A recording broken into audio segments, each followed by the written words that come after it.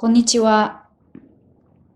チベットテレビのテストもです。チベット This Week では、チベットやダライラマ法、そして中央チベット政権に関する1週間のニュースをお送りします。それではまずヘッドラインを見ていきましょう。ダライラマ法のシッキムとサルガラ訪問が水害のため延期になりました。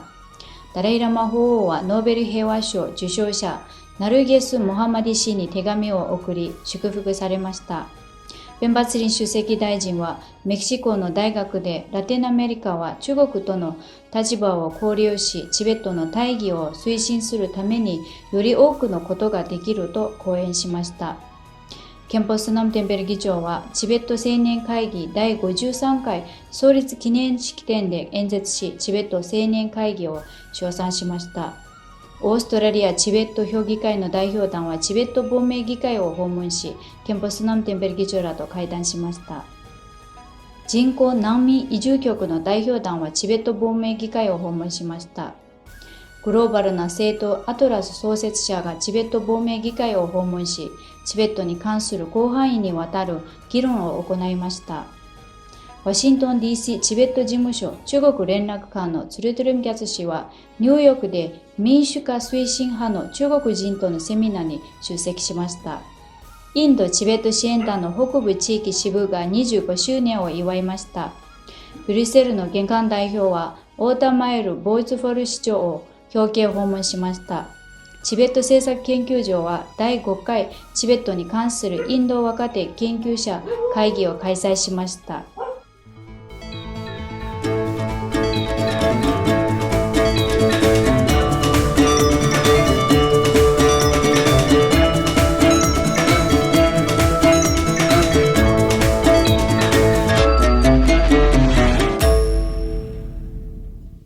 今週の日曜日、ダライラマ法事務所は、シッキムの洪水による災害のため、10月16日から22日まで予定されていた法王のガントクとサルガラへの訪問の延期を発表しました。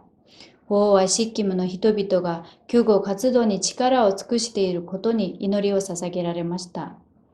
同日、法王は定期検視のためニューデリーに出発され、木曜日の朝、人々の熱烈な歓迎の中、ダラムサラに戻られました。何百人ものチベット人と信者が法王を出迎えるため、通りに押し寄せました。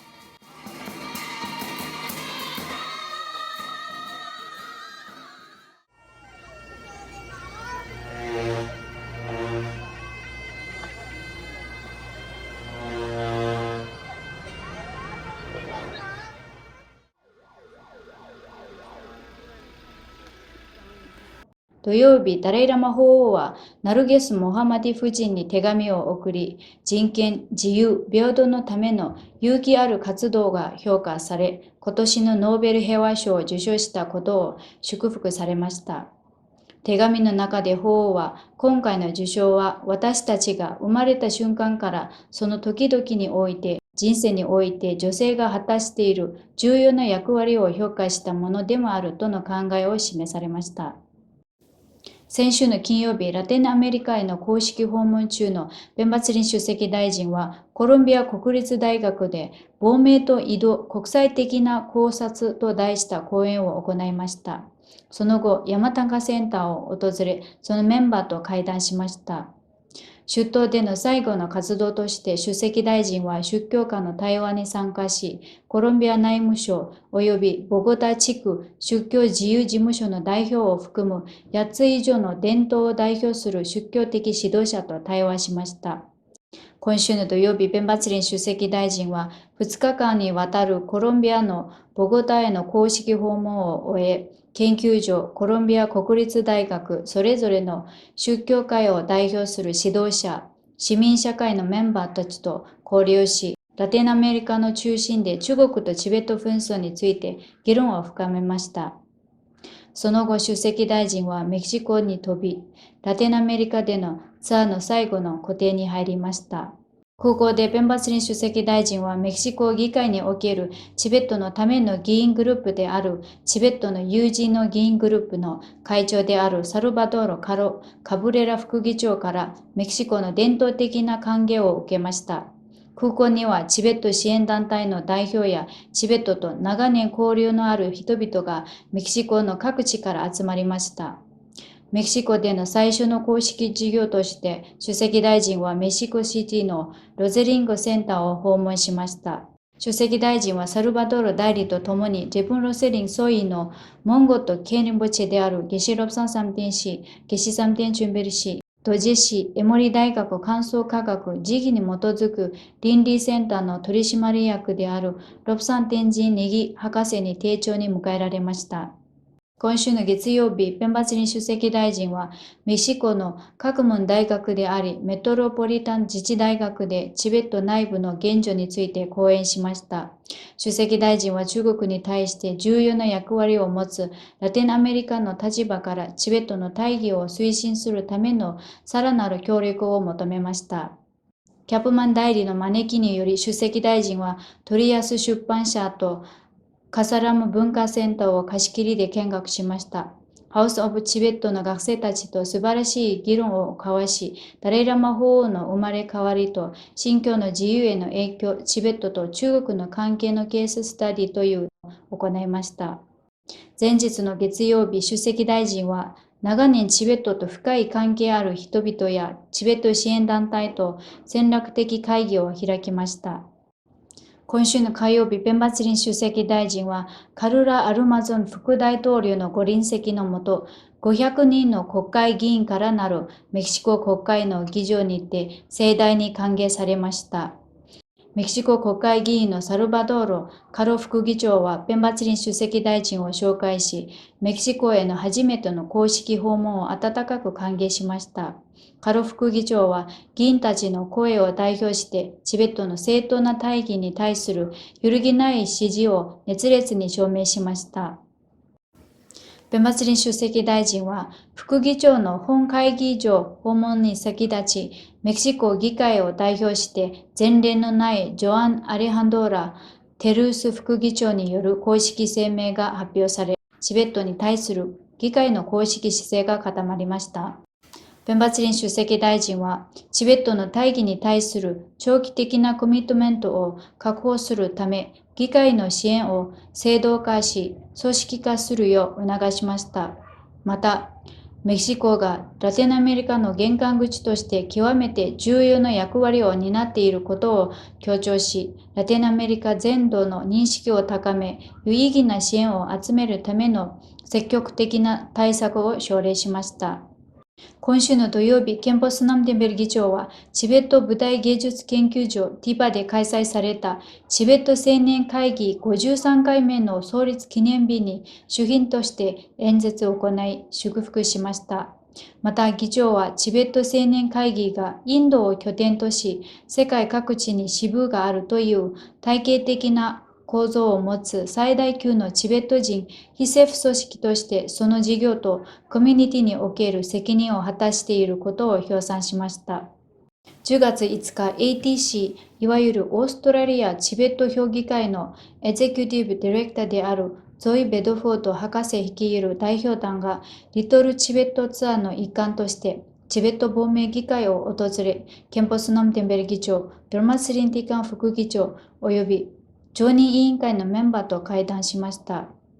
議長及び副議長は ATC のメンバーを歓迎し、過去35年間にわたってチベットを支持するために行ってきた立派な活動に賛辞を送り、メンバーに心からの感謝の意を示しました。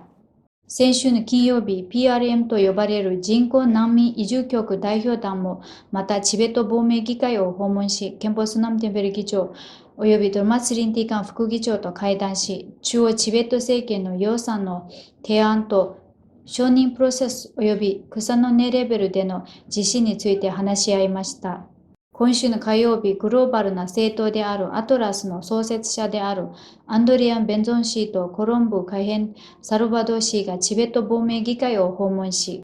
議会の議長及び副議長と民主主義チベットの現状、チベット抗議への重要性を伴う地球温暖化の生態学的脅威について幅広い議論を交わしました。アトラスは、より自由でより良く、より平和な地球を創造するために、世界中の人々を団結させることを目的とした世界的、つまりグローバルな政党で、134カ国以上に2万4000人の支持者を有するアトラスは、長年にわたる地道な活動の末、2023年9月15日にグローバルな政党になることを発表しました。10月7日と8日、ワシントン DC チベット事務所中国連絡官ツルトゥルムギャツ氏は、ニューヨークで開催された中国の民主派グループによる海峡の両岸の情勢とその見通しに関するセミナーに出席しました。セミナーの参加者は、世界的政治情勢の変化、中国国内の経済的、政治的な変化、これらの変化に対する戦略的なキャンペーンなどについて意見を交わしました。この2日間のセミナーは、中国民主連盟、北京の春64記念館、中国民主党が共同で開催し、著名な中国民主派や知識人が参加しました。10月6日、インド・チベット支援団の25周年を記念する北部地域会議がチャンディガルのローバ湾で開催されました。テンジンリシ臨時秘書は、インドとチベットの関係、そしてチベットの大義を支援するインド政府と国民の責任について説明しました。シュリ・アルケ・クリミさんは演説の中で、1962年の戦争を回想し、2023年のインドは中国に独自の条件で対処できる強固な国家であると主張しました。インド・チベット支援団の全国執行委員であるハルジット・シン・グレワル氏は、中国は世界中の平和で民主的な国々に対するいわゆる拡張主義の脅威であると述べました。今週の水曜日、オリベ・ドゥルーズ・オータマエル・ボイスフォール市長は、隣人玄関代表を事務所に招き、会談を行いました。会談の中で玄関代表は、チベットとチベット人への連帯を示す、チベットでは禁止されているチベット国旗を毎年3月10日に視聴者に掲揚している市長に感謝の意を表しました。ドゥルズ氏は連邦政府の元エネルギー大臣であり、ベルギーの緑とエコローの創設メンバーでもあります。2012年からは市長を務めています。中央チベット政権のチベット政策研究所は、チベット研究に関する第5回若手インド人研究者会議を10月6日から7日までサラ高等大学で開催しました。情報国際関係省の書記であるガマチュイン氏は、開会式で集まった人々に対して挨拶を行いました。この会議は、チベットとヒマラヤを研究しているインドの学者たちに研究成果を発表する場を提供することを目的としています。インド全国のさまざまな地域から約20人のインド人研究者が2日間の会議中、チベットに関する研究成果を発表しました。これで今週のニュースは以上です。チベットテレビをご覧いただきありがとうございます。